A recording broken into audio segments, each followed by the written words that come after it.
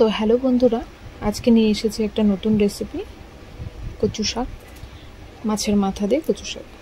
তো এখানে আমি প্রথমেই কড়াইয়ে ইলিশ মাছের মাথাগুলো গরম তেলে ভেজে নিচ্ছি।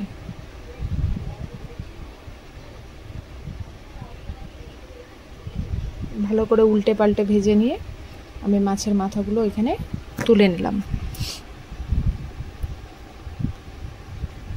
এবার এই তেলেই আমি দিয়ে দিচ্ছি গোটা জিরা আর তেজপাতা। এটাকে ভালো করে ভেজে নেব। ভেজে নেওয়ার পরে আমি এখানে কচু শাকের পাতাগুলো দিয়ে দিব। এবার এটাকে একটু লবণ টবণ দিয়ে আস্তে আস্তে করে ভাপাতে হবে, যাতে কচু শাকটা ভালো করে মিশে যায়। তো এটাকে আমাকে ঢেকে ঢেকে কষাতে হবে। এই যে দেখতেই পাচ্ছ, এইভাবে করে আরও ভালো করে এটাকে কষাতে হবে ঢেকে ঢেকে। আর এখানে আমি আদা, জিরের গুঁড়ো, লঙ্কার গুঁড়ো পেস্ট করে দিয়ে দিয়েছি।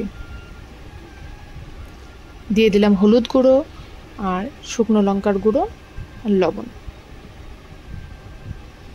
ভালো করে নেড়ে চেড়ে নেব।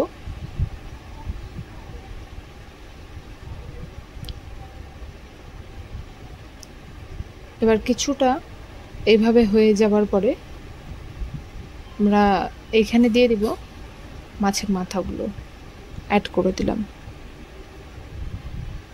এবার মাছের মাথা দিয়ে আমি আবারও এটাকে ঢেকে দিব। ঢেকে দেওয়ার পরে আমি এটাকে ভেঙে দিচ্ছি ভালো করে, যাতে কচু শাকের সাথে এটা ভালোভাবে মিশে যায়।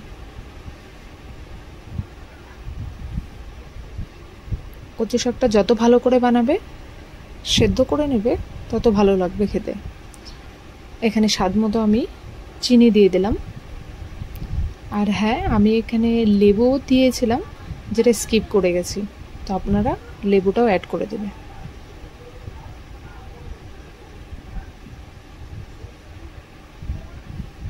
আমি রান্নাটা করেছিলাম সর্ষের তেলে। তো এখানে আমাদের কচু শাক রেডি। আপনাদের ভালো লাগলে লাইক, শেয়ার